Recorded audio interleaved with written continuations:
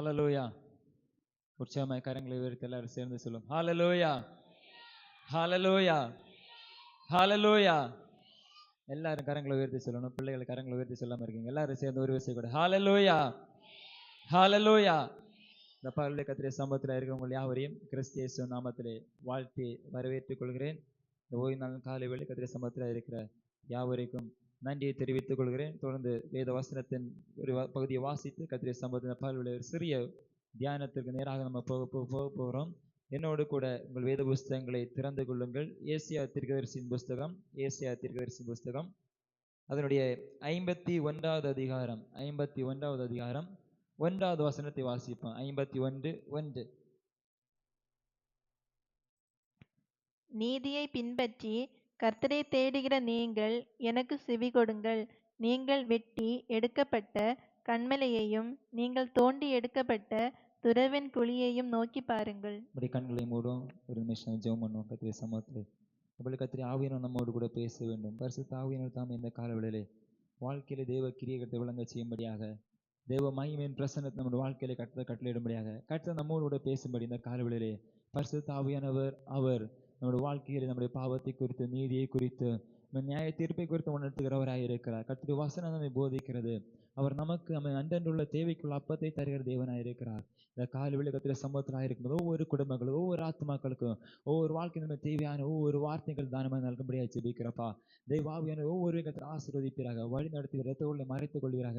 இந்த பழுவில் நாங்கள் நம்முடைய சம்பவத்தில் காத்திருக்கும் போது தெய்வீக நிறைவை நாங்கள் அனுபவிக்க கர்த்தரிடத்திலிருந்து வார்த்தைகளை பெற்றுக்கொள்ள மானுஷிக வார்த்தைகள் அல்லப்பா, தெய்வீக வார்த்தைகளை நாங்கள் கேட்க கர்த்தர் கிருபை செய்யும்படியாக ஜெபிக்கிறோம். மேகத்தில் நின்று இஸ்ரவேல் ஜனங்களோடு கர்த்தர் பேசினது போல இந்த கலை கர்த்தருடைய ஆவியானவர் தாம் அடியனோடு கூட இந்த கர்த்தர் பேசும்படியாக ஜெபிக்கிறோம். எங்களை மட்டுமாய் தாழ்த்தியுடைய கரங்களை தருகிறோம். எங்கள் இதயத்தின் தியானங்களுடைய சமூகத்தில் பிரீதியாக இருப்பதாக எங்களை தொடர்ந்து ஒவ்வொரு பரிசுத்த ஆவியானவர் தொடர்ந்து பொறுப்பை நடத்தும்படியாக ஜெபிக்கிறோம்.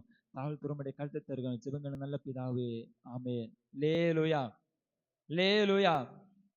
வாசிக்கப்பட்ட வேத பகுதியை வாசிக்கும் போது ஏசாயா தீர்க்கதரிசி புஸ்தகம் 51ஆம் அதிகாரம் 1வது வசனத்தை வாசிக்கும் போது விதமாக சொல்லப்பட்டிருக்கிறது, நீதியை பின்பற்றி கர்த்தரை தேடுகிற நீங்கள் எனக்கு செவி கொடுங்கள்.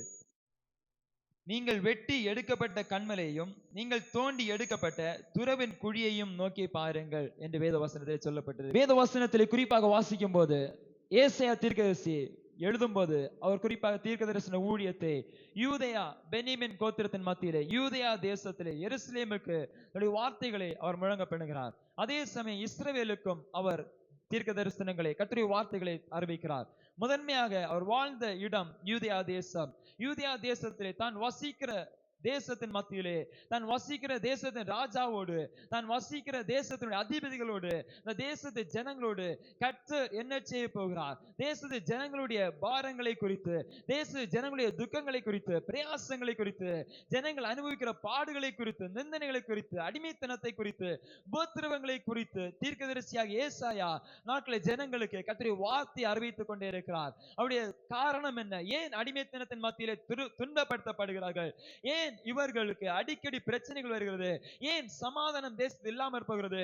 எப்போது தேசம் கர்த்தரை பார்வையிட்டு மாறினதோ, நீதியை விட்டு வழி விலகினதோ, அநியாயத்துக்கு நேராக போனதோ, கர்த்தருடைய வார்த்தைக்கு செவி சாய்க்காமல் நீதியையும் நீதியை வெறுத்து அநியாயத்தை விரும்பி பரிதானத்தை விரும்பி திக்கற்ற பிள்ளைகளுக்கு சகாயம் பண்ணாமல், ஏழைகளுடைய நியாயத்தை விசாரியாமல், அவர்களுடைய நியாயத்தை எடுத்து போட்டு எப்போது இந்த தேசம் ஏழைகளுக்கு விரோதமாக, எப்போது இந்த தேசம் பக்தி இருக்கிற ஜனத்துக்கு விரோதமாக, கர்த்தரை ஆராதிக்கிற கர்த்தருக்கு இருக்கிற குடும்பங்களுக்கு விரோதமாக, எப்போது ராஜாங்கமும் தேசமும் விரோதமாக செயல்பட தொடங்கினதோ, கர்த்தருக்கு முதலிடம் கொடுக்க வேண்டிய ஸ்தானத்தில் கர்த்தருக்கு முதலிடம் கொடுக்காமல் எப்போது அந்த ஸ்தானத்தை மனுஷனுக்கு கொடுத்தார்களோ, அந்த ஸ்தானத்திலிருந்து கர்த்தருடைய பிரசன்னம் நம்ம தேசத்தில் ஈடுபட்டு போகிறதை பார்க்கிறோம். இன்னும் குறிப்பாக கர்த்தர் ஜனத்திற்கு பலதரப்பட்ட சோதனைகளும் வேதனைகளை கர்த்தர் கொடுக்கிறதை நம்ம பார்க்கிறோம். ஹல்லேலூயா.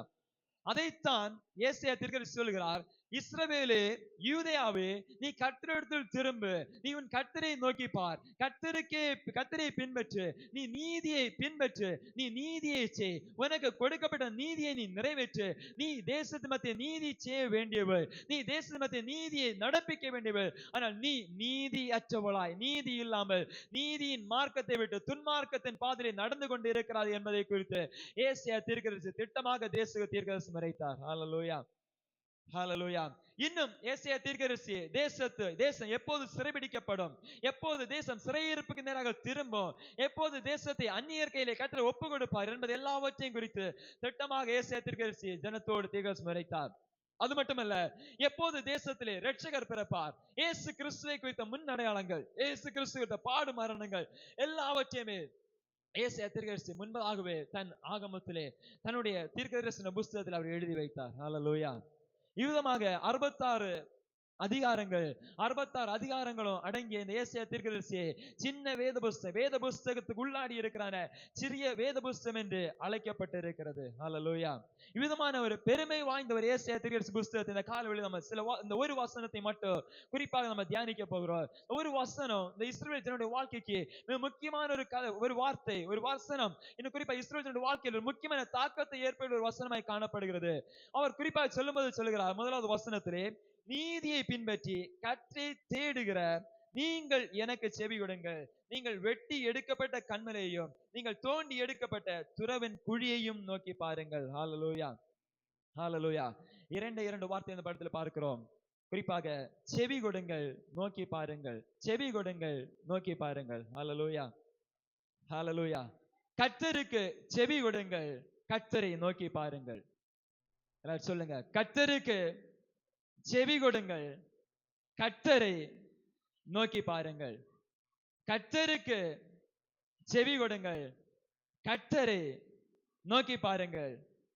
Look and listen to God. எல்லாம் சொல்லுங்க, look and listen to God. கர்த்தருக்கு செவி கொடுத்து கர்த்தரை நோக்கி பார்ப்போமானால் நம்முடைய வாழ்க்கையில் விடுதலையை நாம் பெற்றுக்கொள்ள முடியும். ஹalleluya. மனுஷனுக்கு செவி கொடுத்து மனுஷனை நோக்கி பார்த்து வாழ்க்கையில மனுஷனுக்கு பின்பாக போவோமானால் வாழ்க்கையில கர்த்தரால் வருகிற விடுதலை, கர்த்தரால் வருகிற நன்மைகள், கர்த்தர் தர வேண்டிய காரியங்கள் தடைபட்டு போகும் என்பதை குறித்து எந்த ஒரு மாற்று கருத்துமே இல்லை, எந்த ஒரு சந்தேகமும் இல்லை. இந்த பல்வெளியிலே கர்த்தருக்கு செவி கொடுத்து கர்த்தரை நோக்கி பார்க்க வேண்டும் என்று இந்த இடத்துல ஏசாயா தீர்க்கதரிசி ஜனங்களோடு சொல்கிறார். அவர் குறிப்பாக தீர்க்கதரிசனம் உரைக்கும் போது தனி மனிதனாக நின்று உரைக்கிறார். தேசத்திலே பல லட்சம் மக்கள்கள், பல ஆயிரம் மக்கள்கள் அங்காங்கே வசித்துக் கொண்டிருக்கிறார்கள். எல்லா ஜனங்களுக்கு அவர் உரைக்கிற ஒரே செய்தி, நீங்கள் நீதியை பின்பற்றி கர்த்தருக்கு செவி கொடுங்கள், கர்த்தரை நோக்கி பாருங்கள். ஹalleluya, ஹalleluya. கர்த்தரை தேடுகிற நீங்கள் எனக்கு செவி கொடுங்கள், நீங்கள் வெட்டி எடுக்கப்பட்ட கன்மலையும் நீங்கள் தோண்டி எடுக்கப்பட்ட துறவின் குழியையும் நோக்கி பாருங்கள். இந்த இடத்துல பார்க்கும்போது யார் கர்த்தருக்கு செவி கொடுக்க வேண்டும், யார் கர்த்தருக்கு செவி கொடுக்க வேண்டும்? குறிப்பாக ஏசாயா தீர்க்கதரிசி முக்கியமாக அந்த வசனத்தை எழுதும்போது சொல்கிறார், நீதியை பின்பற்றுகிறவர்கள். ஹalleluya, ஹalleluya. நீதியை பின்பற்றுகிறவர்கள் யார்? கர்த்தராகிய இயேசு கிறிஸ்துவினால் ரட்சிக்கப்பட்ட விசுவாச குடும்பங்கள், கர்த்தருடைய ஞானஸ்நானமாகிய நீதியை எடுத்துக்கொண்ட நீதியை பின்பற்றுகிறவர்கள் கர்த்தருக்கு செவி சாய்க்க வேண்டும். ஹalleluya. அப்படியானால் தேவ சபை கர்த்தருக்கு செவி சாய்க்க வேண்டும். இயேசு கிறிஸ்து யோவான் ஸ்நாபகத்தினிடத்தில் யோர்தான் நதிக்கரையிலே ஞானஸ்நானம் வரும்போது கர்த்தர் சொன்ன வார்த்தை உண்டு, இப்போது இடங்கொடு, எல்லா நீதியும் நிறைவேற்றுவது கர்த்தருக்குள் நல்லா இருக்கும் என்று அவர் சொல்லுகிறார். தேவனுடைய பிள்ளைகளே, எல்லா நீதியும் கர்த்தர் நிறைவேற்றுகிற தேவன் அவர். ஞானஸ்நானம் கர்த்தர் கொடுத்த ஒரு நீதி. அந்த நீதிக்கு உட்பட்டு, கர்த்தரால் அந்த நீதிக்கு உட்பட்டு நீதிமான் ஆக்கப்பட்டிருக்கிற ஒவ்வொருவரும் கர்த்தருக்கு செவி கொடுக்க வேண்டும் என்பதை கர்த்தர் விரும்புகிறார். ஹalleluya, ஹalleluya.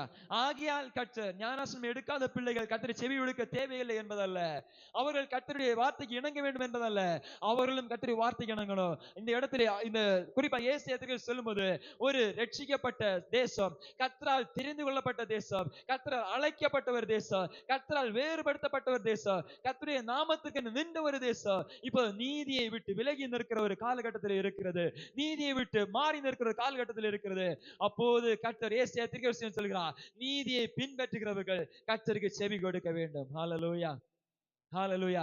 நீதியை பின்பற்றுகிறவர்கள் கர்த்தருக்கு செவி கொடுப்பார்களாக, நீதியின்படி நடக்கிறவர்கள் கர்த்தருக்கு செவி கொடுப்பார்கள், கர்த்தருடைய வார்த்தைக்கு இணங்க நீதியின்படி நடக்கிறவர்கள் இருப்பார்களாக, மற்ற எல்லாம் அந்த நீதிக்குள்ளாக வரும். ஹalleluya, ஹalleluya. இஸ்ரவேல் ஜனத்தை அழைத்த விதம் நமக்கு நன்றாக தெரியும். கர்த்தர் ஆபிரகாமை அழைத்தார் தனி மனிதனாக இருக்கும்போது. ஆபிரகாம் சாராள் குடும்பத்தை கட்ட அழைத்து வேறுபடுத்தி இஸ்ரவேல் தேசமாக மாற்றினது நமக்கு நன்றாக தெரியும். எகிப்து தேசத்தில் அவர்கள் இருந்த விதத்தையும் நமக்கு நன்றாக தெரியும். எகிப்து தேசத்தை கர்த்தர் வெளியே கொண்டு வந்ததையும் நமக்கு நன்றாக தெரியும். கர்த்தர் அவர்களை வெளியே கொண்டு வந்த விதம், அவர்களை நடத்தின பாதைகளை நாம் நன்றாய் கவனிக்கும் போது, அவர்களை கர்த்தர் எகிப்து தேசத்தில் கொண்டு வந்ததை கேள்விப்பட்ட அனைத்து தேசங்களுக்குள்ளாக கர்த்தரால் உண்டான ஒரு பயங்கரம் உண்டாயிருந்தது. ஹல்லேலூயா, ஹalleluya. நீதியின்படி நடக்கிற குடும்பங்கள், நீதியின்படி நடக்கிற ஆத்துமாக்கள் கர்த்தருக்கு செவி சாய்த்து கர்த்தருடைய கற்பனைகளுக்கு இணங்க, கர்த்தருடைய வார்த்தைக்கு இணங்க நடக்கும்போது உங்களை தெரியாமலே உங்கள் சுற்றுவட்டாரத்தில் இருக்கிற அவிசுவாச குடும்பங்களுக்காக உங்களை குறித்த ஒரு பயங்கரம் உண்டாகும். ஹalleluya, ஹalleluya. அதைத்தான் ஏசாயா தீர்க்கதரிசி சொல்கிறார், நீதியை பின்பற்றுகிறவர்களே நீங்கள் கர்த்தருக்கு செவி கொடுங்கள். ஹalleluya, ஹalleluya. நீதியை பின்பற்றுகிறவர்கள் என்பவர்கள் தெய்வீகத்தில் நிற்கிறவர்கள், தெய்வீக தன்மையில நிற்கிறவர்கள், தேவனுக்கு அடுத்த காரியங்களுக்கு முக்கியத்துவம் கொடுத்து தெய்வீக ஸ்தானத்திலே நிற்கிறவர்கள், நீதியிலே நிற்கிறவர்கள். இன்னும் தங்கள் இந்த உலக வாழ்க்கையிலே தார்மீக தன்மையிலே தார்மீகம் இழக்காமல், எத்திக்கல் லைஃப், தார்மீக தன்மையிலே தார்மீக தன்மையோடு நிற்கிறவர்கள், நீதியை பின்பற்றி நடக்கிறவர்கள்.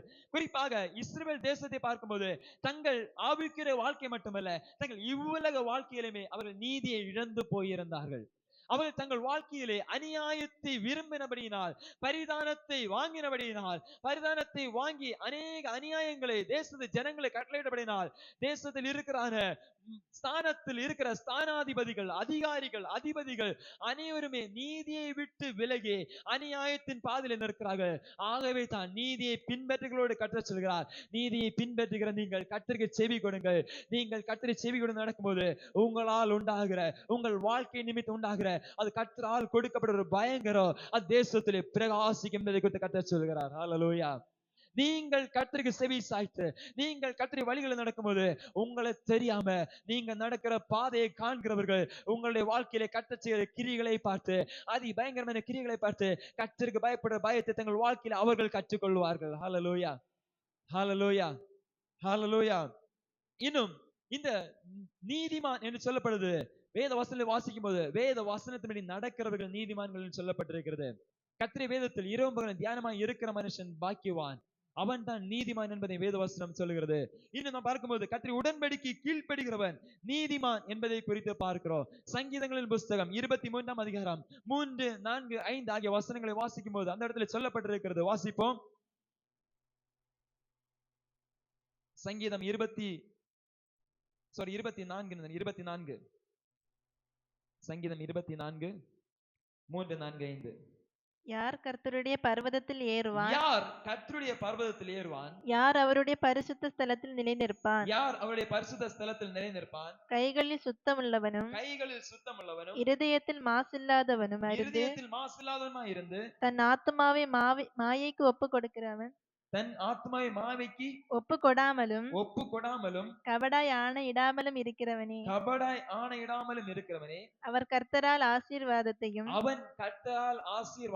தன் இரட்சிப்பின் தேவனால் நீதியையும் பெறுவான். ஹல்லேலூயா, ஹல்லேலூயா. நீதியை பெறுகிறவர்கள் யார்? அப்போ நீதிமான்கள் கர்த்தருக்கு செவி சாய்க்க வேண்டும். நீதியை நடப்பிக்கிறவர்கள் கர்த்தருக்கு செவி சாய்க்க வேண்டும். நீதியை பின்பற்றுகிறவர்கள் கர்த்தரை செவி சாய்க்க வேண்டும். அப்போது ஒரு மனுஷனை நீதிமானை மாற்றுகிறது எது என்பதை குறித்து சங்கீதங்கள் புத்தகம் 24ஆம் அதிகாரத்திலே சங்கீதக்காரன் தெளிவாக எழுதி இருக்கிறார். நீதிமானாய் இருந்தால் மட்டுமே கர்த்தருடைய பர்வதத்தில் ஏறி போக முடியும். நீதிமானாய் இருந்தால் மட்டுமே நமக்கென்று கர்த்தர் சுதந்திரமாய் தருகிற கானான் தேசம், குறிப்பாக கர்த்தர் சுதந்திரம் வைத்திருக்கிற பரலோகமாகிய கானானுக்குள் மறுமையின் வாழ்விலே பிரவேசிக்க வேண்டுமானால் நாம் நீதிமான்களாக கர்த்தரால் கருதப்பட வேண்டும். ஹல்லேலூயா, ஹல்லேலூயா. மானுஷிக நீதி அல்ல ஆத்மாவே, மானுஷிக நீதிமானை குறித்து கர்த்தர் சொல்லவில்லை. ஒரு தெய்வீக தன்மையிலே நீதியை கர்த்தர் விரும்புகிறார் என்பதை குறித்து பவுல் கர்த்தருடைய ஆவியானவர் சபையோடு சொல்லுகிறார். யார் கர்த்தருடைய பர்வதத்தில் ஏறுவான்? யார் அவருடைய பரிசுத்த ஸ்தலத்தில் நிலைத்திருப்பான்? கர்த்தருடைய பர்வதத்தில் ஏறுகிறதற்கோ அவருடைய பரிசுத்த ஸ்தலத்தில் நிலைத்திருப்பதற்கோ ஒரு தகுதி உண்டு. அதுதான் கர்த்தருடைய நீதி. ஹல்லேலூயா, ஹல்லேலூயா. அதுதான் கர்த்தருடைய நீதி என்பதை குறித்து சொல்லப்படுகிறது. வசனத்தை வாசிக்க சொல்லப்படுகிறது. கைகளில் சுத்தமுள்ளவனும் இருதயத்தில் மாசில்லாதவனும் தன் ஆத்மாவை மாயைக்கு ஒப்பு கொடாமலும் கபடாய் ஆணையிடாமலும் இருக்கிறவனே. ஹல்லேலூயா. அந்த இடத்துல 2 கண்டிஷன்ஸ். குறிப்பாக சில கண்டிஷன்ஸ் வைக்கப்பட்டிருக்கிறது. முதலாவது, கைகளில் சுத்தமுள்ளவனாய் இருக்க வேண்டும். கை நம்முடைய கிரியைகளிலே நாம் சுத்தமுள்ளவனாய் இருக்க. அப்படி வெளியரங்கமான கிரியைகள், நாம் செய்கிற காரியங்கள், நாம் நடப்பிக்கிறவைகள், நாம் செய்கிற ஒவ்வொரு கிரியைகள், நாம் செய்கிற அப்படின்னு வெளியரங்கமாய் மனுஷர்கள் பார்க்கிற கிரியைகளிலே நாம் சுத்தமுள்ளவர்களாய் காணப்பட வேண்டும். ஹல்லேலூயா, ஹல்லேலூயா. உலகத்தின் மத்தியிலே நாம் செய்கிற காரியங்கள் அநீதி உள்ளவையாகவும் அசுத்தமுள்ளவையாக இருக்குமானால், மனுஷர் முன்பாக நம்முடைய கரத்தின் கிரியைகள் அசுத்தி உள்ளதாய் காணப்படுமானால், அவர்கள் கர்த்தருடைய ராஜ்யத்திற்குள்ளாக, அவர்கள் தேவனுடைய பர்வதத்தில் ஏற முடியாது, கர்த்தருடைய ராஜ்யத்தை சுதந்தரித்துக் கொள்ள முடியாது. ஹல்லேலூயா, ஹல்லேலூயா. அடுத்தாக, இருதயத்தில் மாசு இல்லாதவன். முதலாவது வெளியரங்கமானது, இரண்டாவது இருதயத்திற்குள்ளாக. அப்படி இருதயத்தின் ஆழங்களுக்குள்ளாக மாசு காணப்படக்கூடாது. அதைத்தான் வேதவசனம் பார்க்கிறோம். கரை திரை அற்றவர்களாக, மாசு இல்லாத மனவாட்டியாக நிற்க வேண்டும். ஹல்லேலூயா, ஹல்லேலூயா. இருதயத்தில் மாசு இல்லாதவன் நீதிமான், கைகளில் சுத்தமுள்ளவன் நீதிமான். இருதயத்துக்குள்ளாக பாவத்தின் கரைகள் இருக்கக்கூடாது, இருதயத்துக்குள்ளாக மாசு காணப்படக்கூடாது என்பதை குறித்து வேதவசனம் திட்டமாக சொல்கிறது. அடுத்தாக, தன் ஆத்துமாவை மாயைக்கு ஒப்பு கொடாதவன். ஹல்லேலூயா, ஹல்லேலூயா. இதுதான் முக்கியமான ஒன்று. மற்றெல்லாம் கூட ஒரு நிலைமையில நம்முடைய வாழ்க்கையில நாம் என்ன செய்வோம், அட்ஜஸ்ட் பண்ணி போகலாம், எல்லாவற்றையும் கவனித்துக் கொள்ளலாம், கைகளில் சுத்தம், கிரிகளில் சுத்தமா இருக்கலாம், இதயத்தின் ஆழத்துல ஜெபத்துல நம்ம என்ன செய்யணும், நம்ம பரிசுத்தமாக்கி கொள்ளலாம் கர்த்தருடைய சமூகத்தில் அமர்ந்து. ஆனா ஆத்மா மாயைக்கு நேராய் போகிறது நம்மால கண்டுபிடிக்க முடியாது. ஹல்லேலூயா. உலகபரமான ஆசாபாசங்கள் நேராய் போகிறது நம்மால கண்டுபிடிக்க முடியாது. உலகபரமான வாழ்க்கை நம்மளோட வாழ்க்கையை போகிறது நம்மால கண்டுபிடிக்க முடியாது. வாழ்க்கையில ஆத்மாவை மாயைக்கு ஒப்பு கொடாமலும். ஹல்லேலூயா. மாயை மாயை மாயை, எல்லா மாயை, வானத்தின் கீழே பூமிக்கு மேலே நாம் காண்பது எல்லாம் மாயை என்பதை குறித்து பிரசங்கி திட்டமாக சொல்லுகிறார். ஹல்லேலூயா, ஹல்லேலூயா. பிரசங்கியின் புஸ்தகம் 12ஆம் அதிகாரம் கடைசி புஸ்தகத்திலே கடைசி பகுதியில் வாசிப்போம். காரியத்தின் கடைத்துவையை கேட்போமாக. வாசிங்க பிரசங்கியின் புஸ்தகம். காரியத்தின் கடைத்தொகையை காரியத்தின் கடைத்தொகையை கேட்போமாக. தேவனுக்கு பயந்து அவர் கற்பனைகளை கைக்கொள். எல்லா மனுஷர் மேலும் விழுந்த கடமை இதுவே. ஒவ்வொரு கிரியையையும் அந்தரங்கமான ஒவ்வொரு காரியத்தையும் நன்மையானாலும் தீமையானாலும் தேவன் நியாயத்திலே கொண்டு வருவார். ஹல்லேலூயா. உங்கள் ஆத்துமாக்கள் விலையேற பெற்றது. இந்த ஆத்துமா தேவனுடைய ராஜ்யத்தை சுதந்திரித்துக் கொள்ள வேண்டிய ஒன்று. ஆவி தன்னை தந்த கர்த்தரிடத்துக்கு போவோம். இந்த ஆத்துமாவோ ரட்சிப்பை பெற்றுக்கொண்டு ரட்சிப்பிலே நிலைநின்று ரட்சிப்பின் பாதையிலே நடக்குமானால், அந்த ஆத்துமாவுக்கு இந்த கர்த்தர் வைத்திருக்கிற ஒரு ஸ்தலம் உண்டு. கர்த்தர் நமக்காக ஆயத்தம் என்ற கைவேலை அல்லாத வீடு என்று சொல்லப்பட்டிருக்கிற வேத புஸ்தகத்திலே, ஆமென், நமக்காக ஒரு வீட்டை கர்த்தர் ஆயத்தம் பண்ணுகிறார். அதை சுதந்திரித்துக் கொள்வது ஆத்மா கர்த்தரிடத்திலே ஏறி போகும். பரலோகத்து போகிற ஆத்மா மாயைக்கு உட்பட்டால், பரலோகத்து போகிற ஆத்மா மாயையிலே விழுந்து போனால், ஆத்மா பரலோகத்தை சென்றடையாது, ஆத்மா நரகத்துக்கு நேராக போகும். ஹல்லேலூயா, ஹல்லேலூயா. அதைத்தான் சங்கீதக்காரன் சொல்றார், கர்த்தருடைய பர்வதத்தில் ஏறணும்னா ஆத்மாவில மாயை காணப்படக்கூடாது. இந்த உலகம் ஆத்மாவில் இருக்கக்கூடாது, உலகத்தின் ஆசபாசங்கள் இருக்கக்கூடாது, உலகத்தை குறித்தான சிந்தனைகள், உலகத்தை உலக பழக்க வழக்கங்கள், உலக கலாச்சாரங்கள், உலகத்தில் இருக்கிற பலதரப்பட்ட காரியங்கள் நம்முடைய வாழ்க்கையிலே காணப்படக்கூடாது. ஹல்லேலூயா, ஹல்லேலூயா. உலகம் மாயை என்பதை குறித்து பிரசங்கி சொல்கிறார். அதை குறித்து நான் விவரிக்க வேண்டிய தேவையில்லை. உலகம் மாயை என்பதற்கு பிரசங்கி தன்னுடைய 12 அதிகாரத்திலுமே திட்டமாக உலகத்தை குறித்தான், காரியங்களை குறித்து, அதில் உள்ளவைகளை குறித்து, எல்லாவற்றையும் குறித்து, சூரியனே கீழே பூமிக்கு மேலே காண்பது எல்லாம் மாயை என்பதை ஒன்றன் பின் ஒன்றாக அவர் திட்டமாக சொல்கிறார். மனுஷர் படுகிற பிரயாசம் மாயை, எல்லாம் வீண். அவன் காரியத்தின் கடைத்தை ஒன்றுதான், கர்த்தருடைய கற்பனைகளை கைக்கொள், அதுவே நல்லது. ஹல்லேலூயா, ஹல்லேலூயா. ஆத்மாவே மாயைக்கு ஒப்பு கொடாமல் இருக்க வேண்டும். உலகத்தின் கலாச்சாரங்கள் மாறி வரும். உலகத்தின் போக்குகள் ஒவ்வொரு நாட்கள் ஒவ்வொரு திசையிலே போய்கொண்டிருக்கும். ஒவ்வொரு நாளும் ஒவ்வொரு பகுதியிலும் ஒவ்வொரு இடத்திலும் கலாச்சாரங்களுக்குள்ளாக பலவிதமற்ற மாற்றங்கள், பலதரப்பட்ட மாற்றங்கள், ஒவ்வொரு தங்கள் மன விருப்பத்தின்படி மாற்றங்கள் ஏற்படுத்திக் கொண்டிருக்கிற காலகட்டம் அது. இந்த காலகட்டம் குளோபலைசேஷன் என்று சொல்லப்படுற காலகட்டம். உலகளாவிய நிலைமையிலே எல்லா இடத்திலும் ஒன்று போல பல காரியங்கள் காணப்படுகிறது. இன்னைக்கு அமெரிக்காவுக்கு இந்தியாவுக்கு வித்தியாசம் இல்லை.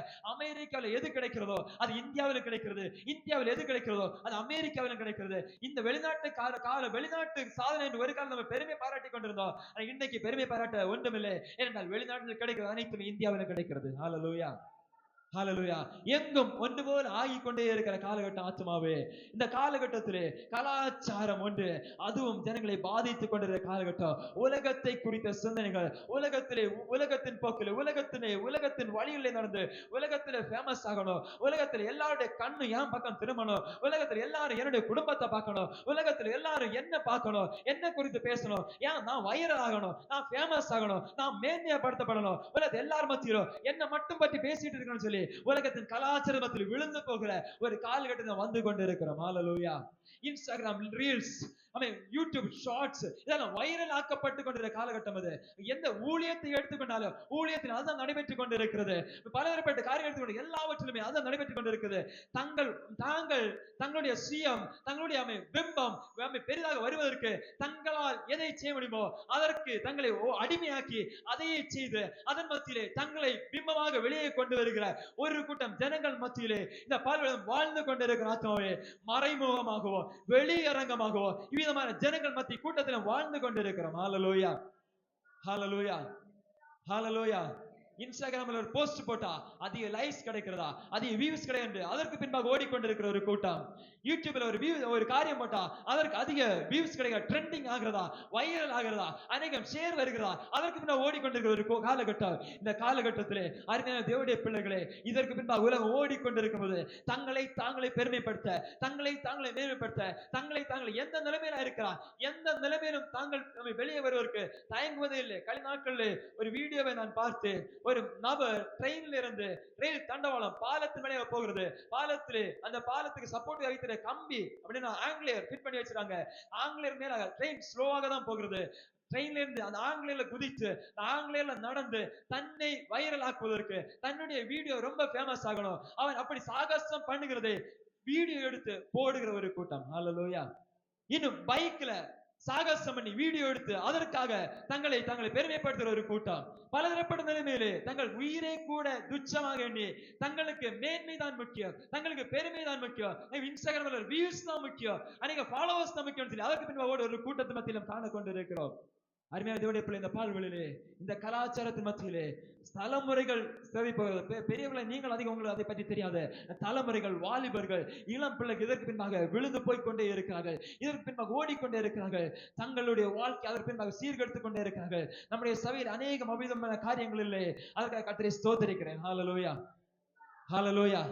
கர்த்தருடைய கிருபை நம்முடைய சபைக்குள்ளாக அவிதமான காரியங்கள் அநேகமாக இல்லை. நாங்கள் கர்த்தர் ஒவ்வொரு குடும்பத்தை சீர்படுத்த வேண்டும். உலகத்தின் மாயைக்குள்ளே நாம் விழுந்து போக நம்முடைய ஆத்மாக்களை மாயையிலிருந்து நம்ம எடுத்துக்கொள்ள வேண்டும். ஹல்லேலூயா. மாயையானது எது என்பதை நமக்கு கற்றுக் கொடுக்கிறது வேத புஸ்தகம். வேத புஸ்தகம் தினந்தோறும் வாசிப்போமானால், வேத புஸ்தகம் தியானிப்போமானால், வேத புஸ்தகத்தில் நமக்கு தெரிந்து கொள்ள முடியும் மாயை எது, உண்மையானது எது, எது நம்மை மாயைக்கு நேராக கொண்டு போவோம், எது நம்மை உண்மைக்கு நேராக வழிநடத்துவதை வேத புஸ்தகம் நன்றாக நமக்கு கற்றுக் கொடுக்கிறது. ஹல்லேலூயா, ஹல்லேலூயா, ஹல்லேலூயா. நம்முடைய ஆத்மாவே மாயைக்கு ஒப்பு கொடாமலும், வசனம் நன்றாக கவனிக்கணும், மாயைக்கு ஒப்பு கொடாமல் இருக்கிறவன் நீதிமான். தன் ஆத்மாவை மாயைக்கு ஒப்பு கொடாமல் இருக்கிறவன் நீதிவான். அடுத்த கபடாய் ஆணையிடாமலும் இருக்கிறவன். ஹல்லேலூயா, ஹல்லேலூயா. கள்ளத்தனமான சத்தியம், கள்ளத்தனமான ஆணைகள், என் மேல சத்தியம், என் தெய்வத்து மேல சத்தியம், நான் போற சர்ச்சு மேல சத்தியம், கள்ளத்தனமான சத்தியங்கள் போடுகிறது, அது நம்மை பரலோகத்தின் நேராக நடத்தாது. ஹல்லேலூயா, ஹல்லேலூயா. உள்ளதை உள்ளது என்று சொல்லணும், சத்தியத்தை சத்தியமாக சொல்லணும். ஹல்லேலூயா. அதற்கு ஆணையிட வேண்டிய தேவையில்லை. ஆத்மாவே ஆம் என்பதை ஆம் என்று நாம் சொல்ல வேண்டும். ஹல்லேலூயா, ஹல்லேலூயா, ஹல்லேலூயா. அப்படி நாம் பழகுவோமானால், ஏன்னா இன்னைக்கு இந்த பால்வெளியில கர்த்தருடைய பிள்ளைகளே, நம்முடைய வாழ்க்கையிலே நாம் பல இடங்களை சத்தியம் பண்ண வேண்டாம் நம்ம நினைக்கிறோம். ஆனா சத்தியம் பண்ண நம்ம வற்புறுத்த ஏன் தெரியுமா? அநேக தரம் நம்ம சத்தியம் பண்ணி பழகி போயிட்டோம். சத்தியம் பண்ணி பழகி போயிட்டோம். சத்தியமா என்னான உன்னான எல்லாம் சொல்லி நம்ம பழகி போயிட்டோம். வாயில தான் டக்குன்னு வந்துடும். நம்ம வாழ்க்கை மாறணும். கபடாய் ஆணையிடக்கூடாது. ஒரு காரியம் ஒரு கள்ளத்தனமான சத்தியங்களை பண்ண நினைச்சிடும், காரியங்களை சாதிக்க விரும்புகிறோம். பல இடங்கள்ல நாட்களிலே நம்முடைய வாழ்க்கையில் அதை நம்ம நன்றாக கவனிக்க வேண்டும். கர்த்தருடைய பர்வதத்தில் ஏறுவதற்கோ, கர்த்தருடைய சமூகத்தில் நீதிமான் எண்ணப்படுவதற்கோ அது ஒரு தடையாய் காணப்படும். ஹல்லேலூயா, ஹல்லேலூயா. அதைத்தான் வேதவசனம் சொல்கிறது, கபடாய் ஆணையிடாமல் இருக்கிறவனே அவன் என்ன செய்வான்? கர்த்தரால் என்ன செய்வான்? ஆசீர்வாதத்தை சொல்ல, கர்த்தரால் ஆசீர்வாதத்தை தன் ரட்சிப்பின் தேவனால் நீதியையும் பெறுவான். ஹalleluya, ஹalleluya. அவன்தான் கர்த்தரால் ஆசீர்வாதத்தை பெற்றுக் கொள்வான். தன் கர்த்தருடைய தேவனுடைய நீதியின் ரட்சிப்பின் தேவனால் நீதியை பெறுவான் என்று வேதவசனம் சொல்லுகிறது. ஹalleluya, ஹalleluya.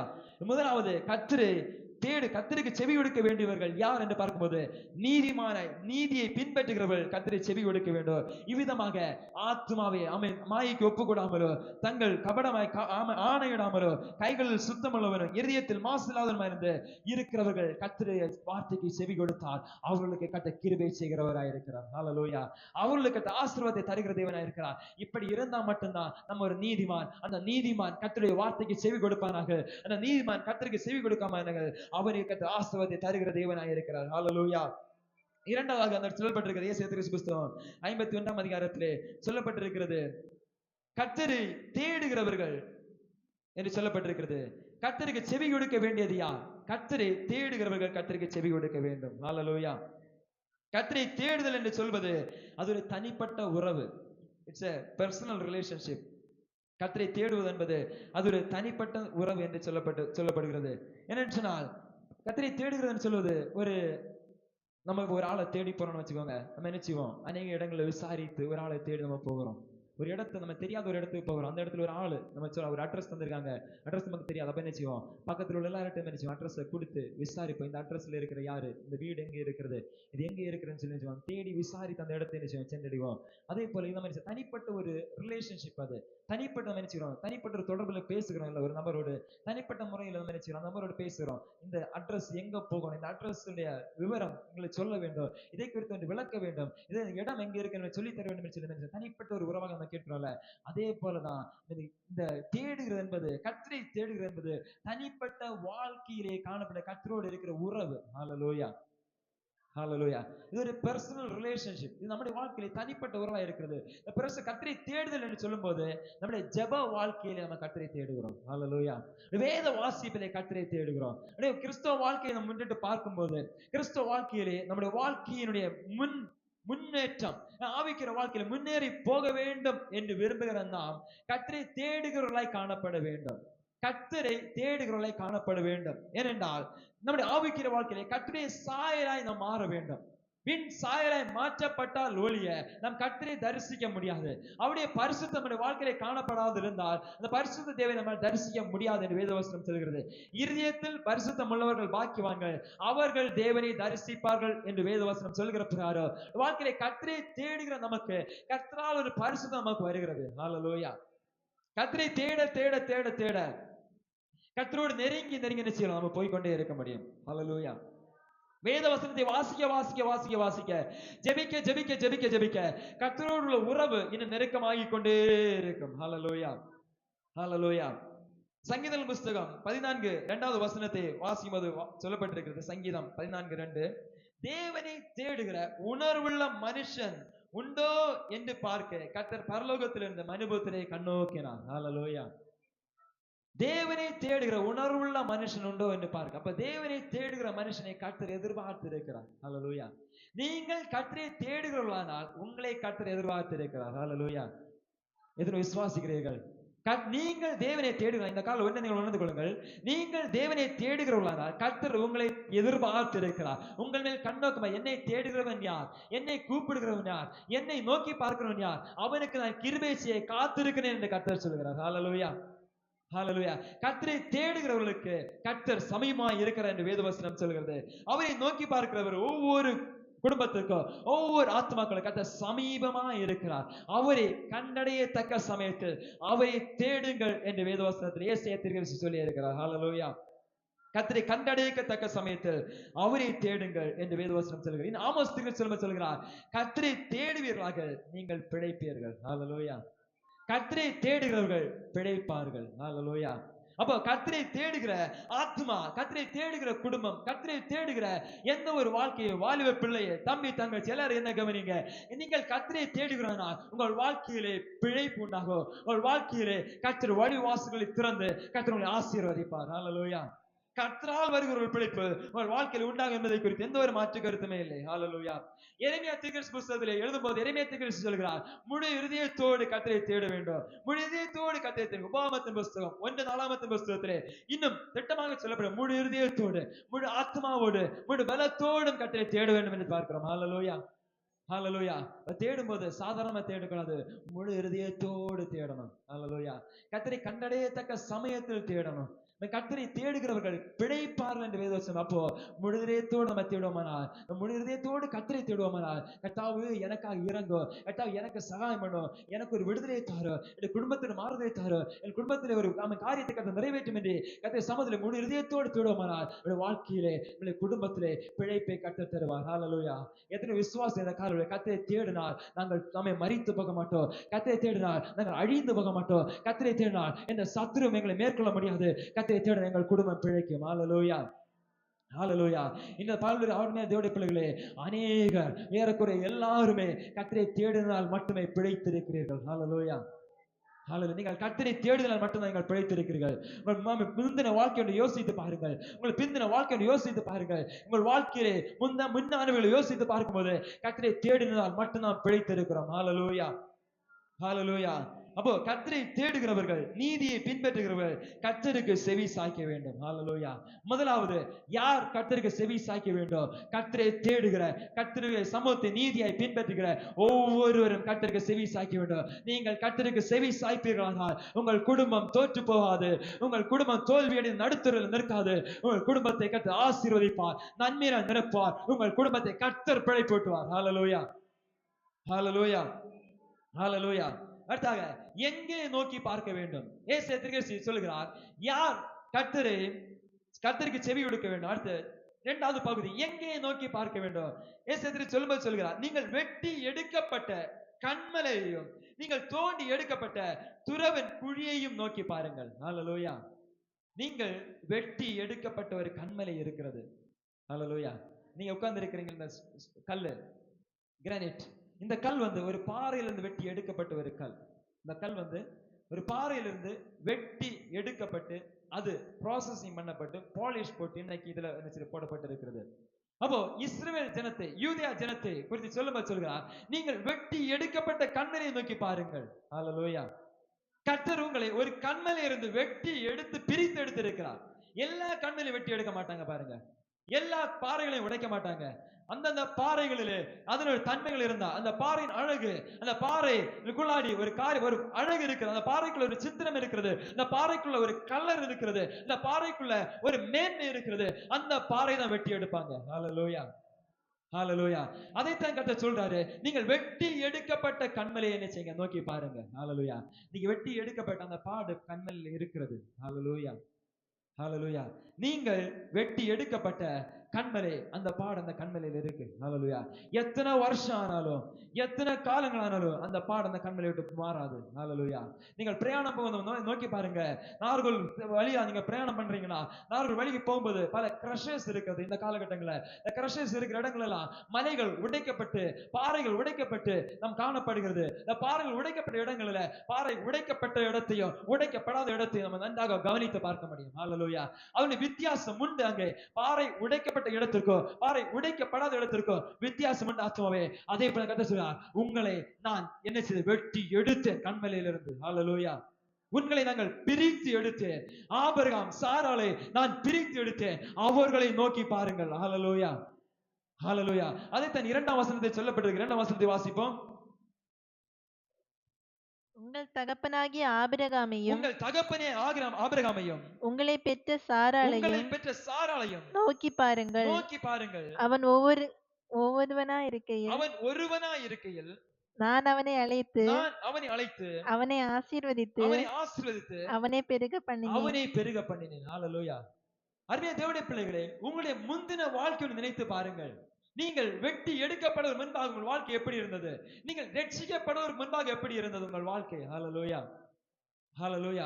இந்த ரட்சிக்கப்பட்ட நிலைமையிலிருந்து இன்று இருக்கிற வாழ்க்கை எப்படி இருக்கிறது? ரட்சிக்கப்படுவதற்கு முன்பதாக ஒரு வாழ்க்கை எப்படிதமோ நிலைமையிலே ஒரு வாழ்க்கை தகர்க்கப்பட்ட சூழ்நிலை காணப்பட்டது. ஆனா கர்த்தர் அந்த இடத்தில் வெட்டி எடுத்து உங்களை ஒரு அழகுள்ள ஒரு குடும்பமாக, அழகுள்ள விசுவாச ஆத்துமாக்களாக, அழகுள்ள ஒரு விசுவாசியை நிறைத்து வைத்திருக்கிறாரு. அவருக்கே துதி கன மகிமை. ஹalleluya, ஹalleluya, ஹalleluya. நாம் நம்முடைய வாழ்க்கையிலே கர்த்தரால் வெட்டி எடுக்கப்படவில்லை என்று சொன்னால் வாழ்க்கை அலங்கரிக்கப்பட முடியாது. இந்த கல் வெட்டி எடுக்கப்படவில்லை என்று சொன்னால் இன்றும் அந்த பாறையில இருந்திருக்கோ, அந்த மலையில இருந்திருக்கோ, அந்த கல் வெட்டி எடுக்கப்பட்டதனால் இன்று இங்கு நமக்கு முன்பாக ஒரு கண்ணுக்கு அழகான நம் உபயோகப்படுத்த நமக்கு உபயோகப்படுகிற அளவிற்கு நம்முடைய மேல தரையின் தூசி படாத அளவிற்கு பராமரிப்புக்கு தகுந்த நிலைமையிலே நன்றாய் இருப்பதற்கு காரணம் என்ன? இது வெட்டி எடுக்கப்பட்டதனால். ஹalleluya. இது இன்று இங்கு அழகா இருக்க காரணம் என்ன? இது ஒரு நாள் வெட்டி எடுக்கப்பட்டவன்று. வெட்டி எடுக்கப்பட்டதனால் இன்று நம்முடைய கண்களுக்கு அழகாய் இருக்கிறது. ஹalleluya. இது வெட்டி எடுக்கப்படவில்லை என்றால் நாம் கண்டிருக்க மாட்டோம். இது வெட்டி எடுக்கப்படவில்லை என்றால் நாம் இதை அறிந்திருக்க மாட்டோம். இது வெட்டி எடுக்கப்படவில்லை என்றால் இது நம்முடைய கண்களுக்கு முன்பாக வந்திருக்காது. ஹalleluya. நீங்கள் ரட்சிக்கப்படவில்லை என்றால் இந்த தேசத்தில் இருந்திருக்க மாட்டீர்கள். நீங்கள் கர்த்தருடைய தழும்புகளினால் குணமாக்கப்படவில்லை என்றால் இன்று உங்கள் ஜீவன் இந்த உலகத்தில் இருந்திருக்கவே மாட்டாது. ஹalleluya. நீங்கள் வெட்டி எடுக்கப்பட்டவர்கள். ஹalleluya. உங்களுக்காக கல்வாரி சிலுவையிலே இயேசு கிறிஸ்து அனைத்து காயங்களை ஏற்றுக்கொண்டிருக்கிறார். அவருடைய தழும்புகளை நோக்கி பாருங்கள். உங்களுக்காக தழும்புகளை ஏற்றவர். உங்கள் பாவங்களுக்காக, உங்கள் அக்கிரமங்களுக்காக, உங்கள் மீறுதலுக்காக அவருடைய குறுக்கிலே, முதுகிலே, அவருடைய கன்னத்திலே, அவருடைய சிரசிலே, அவருடைய விழாவிலே காயத்தை ஏற்றுக்கொண்டாரு. ஹalleluya. வெட்டி எடுக்கப்பட்ட நாம் காயம் அங்கே இருக்கிறது. ஹalleluya. வெட்டி எடுக்கப்பட்ட நம்முடைய குடும்பத்தின் காயம் கிறிஸ்துவில் இருக்கிறது. அந்த காயத்தை நோக்கி பாருங்கள். அந்த காயத்தை நோக்கி பாருங்கள். யூதேயா ஜனத்துக்கு சொல்கிறார், ஆபிரகாமை நோக்கி பாருங்கள், சாராளை நோக்கி பாருங்கள். அவர்களை கர்த்தர் தனிமையில் இருக்கும்போது பிரித்து எடுத்தாரே. கல்தேய தேசத்தை அழைத்தாரு, வேறுபடுத்தினாரு. கல்தேய தேசம் பின்மார்க்கமாக இருக்கும்போது உங்கள் குடும்பம் நன்றாய் இருக்கிறது. ஹalleluya, ஹalleluya, ஹalleluya. அன்று யூதேயாவுக்கு கர்த்தர் ஆபிரகாமை ஒப்பிட்டார். இன்று சபைக்கு கர்த்தர் தம்முடைய சரீரத்தை ஒப்புவிடுகிறார். கர்த்தர் தம்முடைய வாழ்க்கையை ஒப்பிடுகிறார். கர்த்தர் கல்வாரி சிலுவையிலே சிந்தின இரத்தத்தை உங்களுக்கு ஒப்பிடுகிறார். உங்களுக்காக சிந்தப்பட்ட இரத்தம், உங்களுக்காக ஏற்றுக்கொண்ட காயங்கள் அனைத்தும் இன்றும் தழும்புகளாய் இருக்கிறது. அதை நோக்கி பாருங்கள். அது எந்த காலத்தும் ஆறுவதே இல்லை. ஹalleluya. ஆணிகள் பழுதேற்ற, ஆணிகள் பாய்ந்த கரம், ஆணிகள் பழுதுள்ள அந்த கரம் இன்னும் இருக்கிறது. கால்களிலே ஆணிகள் பாய்ந்த அந்த காயம் இன்னும் இருக்கிறது. அது இன்னும் உங்களுக்காக இருக்கிறது. ஹalleluya, ஹalleluya. அதை நோக்கி பாருங்கள். நீங்கள் தோண்டி எடுக்கப்பட்டது எங்கே இருந்து நோக்கி பாருங்கள்.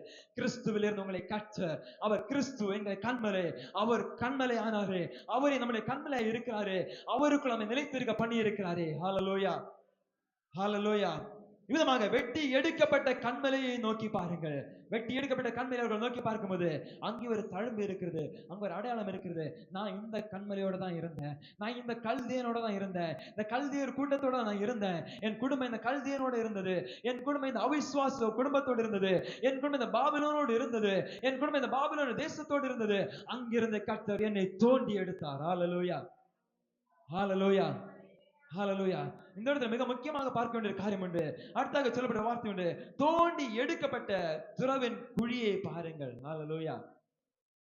தோண்டி எடுக்கப்பட்ட குழி, ஒரு துறவு. இந்த வார்த்தை எபிரேய வேத புஸ்தகத்திலே மக்கபெத் என்று சொல்லப்படுற வார்த்தையாக சொல்லப்பட்டிருக்கிறது. மக்கபெத் இந்த வார்த்தை 2 இடங்கள்ல வருகிறது. குறிப்பாக இந்த வார்த்தைக்கு 2 அர்த்தங்கள் உண்டு. குறிப்பா எபிரேய வார்த்தைகள் அநேகம், நமக்கு என்ன இல்ல தமிழ்ல இருக்கிற மாதிரி ஒக்காபுலரிஸ் அநேக அகராதிகள் அநேகம் இல்ல. எபிரேய வார்த்தைகள் ஒரு சில குறுகின வார்த்தைகள் தான் உண்டு, கொஞ்சம் வார்த்தைகள் உண்டு.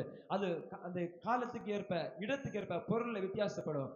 இதே வார்த்தை குறிப்பாக அந்த பார்க்கும்போது ஒரு பெண்மணி தெபோராவுடைய கால நாட்களில் ஒரு பெண்மணி கூடார ஆணியை எடுத்து ஒரு ராஜாவுடைய தலையில வைத்து சுத்தியல் அடித்து அந்த இடத்திலே சொல்லப்படுகிறது. அவளை உபயோகித்த அந்த உபகரணம் சுற்றியலுக்கு மக்கபேத் என்று சொல்லப்பட்ட பெயர் உபயோகப்படுத்தப்படுகிறது. திரும்ப அதே வார்த்தை மாறி இந்த இடத்துல வருகிறது. அதே வார்த்தையினுடைய அடுத்த உருவகம் தான் இந்த இடத்துல காணப்படுகிறது. இந்த வார்த்தையினுடைய அர்த்தம் இந்த இடத்துல சொல்லப்பட்டிருக்கிறது, தோண்டி எடுக்கப்பட்ட. அப்படின்னு சொன்னா நம்ம இன்னைக்கு நம்ம பார்க்கும்போது போரிங் போடுறோம்ல, அதுல போர் போட்டு ஒரு தண்ணியை நம்ம எப்படி எடுக்கிறோம், அந்த பூமிக்கு அடியில இருக்கிறான இந்த தண்ணீரை நம்ம என்ன செய்றோம், வெளியே கொண்டு வருகிறதுக்கு என்ன பண்றோம், பெரிய மிஷன் போர் கொண்டு வந்து போர் பண்ற மாதிரி கர்த்தர் உங்களையும் என்னையும் தோண்டி எடுத்திருக்கிறார். ஹalleluya, ஹalleluya.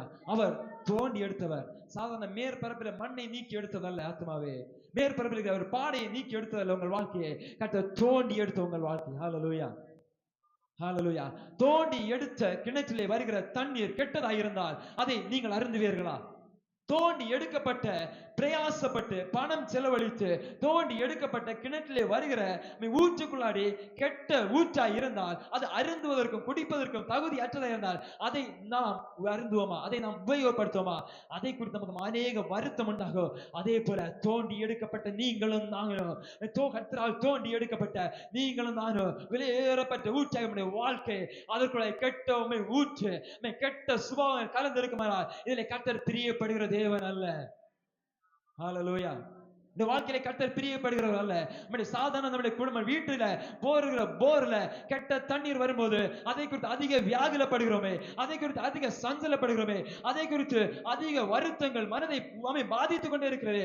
வட்டிக்கு வாங்கின காசு, பிரயாசப்பட்ட பணம், பிரயாசப்பட்ட என்னுடைய பிரதிபலன் எல்லாம் வீணாய் போயிட்டு என்று நாம் வருத்தப்படுவது போல கர்த்தர் கல்வாரி சிலுவிலே சிந்தின இரத்தத்திற்காக வருத்தப்படுகிற தேவனாய் இருக்கிறார். ஹalleluya. தோண்டி எடுக்கப்பட்ட உங்கள் வாழ்க்கை, ரட்சிக்கப்பட்ட உங்கள் வாழ்க்கை, கர்த்தருடைய நாமத்தினால் அவருக்குள்ளாக விலைக்கிரமே கொல்லப்பட்ட உங்கள் வாழ்க்கை, கெட்ட ஜீவ தண்ணீரை பிறப்பிக்கும் நம்முடைய வாழ்க்கை கெட்ட தண்ணீரை பிறப்பிக்கும், அதை குறித்து கர்த்தர் வருத்தமுள்ள தேவனாய் இருக்கிறார். ஹalleluya, ஹalleluya. அதே கர்த்தர் பவுலை சபைக்கு உணர்த்துகிறார். சபையே ஆத்மாவை விசுவாசியே, நீங்கள் வெட்டி எடுக்கப்பட்டவர்கள், விசேஷித்தவர்கள். உங்களுக்குள்ள விசேஷித்த தன்மை இருக்கிறது. நீ வெட்டி எடுக்கப்பட்ட ஒரு காரணம் இருக்கிறது. உங்களுக்குள் விசேஷித்த வாழ்க்கை இருக்கிறது. ஒரு மகிமையுள்ள வாழ்க்கை உங்களுக்குள் மறைந்திருக்கிறது. அதை வெளியே கொண்டு வருவதற்கு கர்த்தர் உங்களை வெட்டி எடுத்திருக்கிறார். ஹalleluya, ஹalleluya. ஜீவனுள்ள ஒரு ஊற்று உங்களுக்குள் இருக்கிறது. கர்த்தர் உங்களை தோண்டி எடுத்திருக்கிறார். ஹalleluya, ஹalleluya. பவுல் எத்தனை விசுவாசிகள் ஒரு வாழ்க்கையை கர்த்தர் மகிமையுள்ளதை மாற்ற போகிறார். ஹalleluya. இந்த கல் பாறையில இருந்து அதுக்கு மகிமையில பாருங்க, இந்த கல் அங்க இருந்த இடத்துல இருந்து அது மகிமையில, அது வர வேண்டிய இடத்துல வந்தா மட்டும் தான் மகிமை உண்டு. இந்த பிள்ளை நீங்க கர்த்தருடைய கருத்து உங்கள் வாழ்க்கையை ஒப்பு கொடுப்பினால், உங்களை தோண்டி எடுத்த, உங்களை வெட்டி எடுத்த கர்த்தருடைய கருத்து உங்கள் வாழ்க்கையை ஒப்பு கொடுப்பினால் உங்கள் வாழ்க்கையை கர்த்தர் அதீத நன்மையுள்ளதை கர்த்தர் மாற்றுவார். ஹalleluya.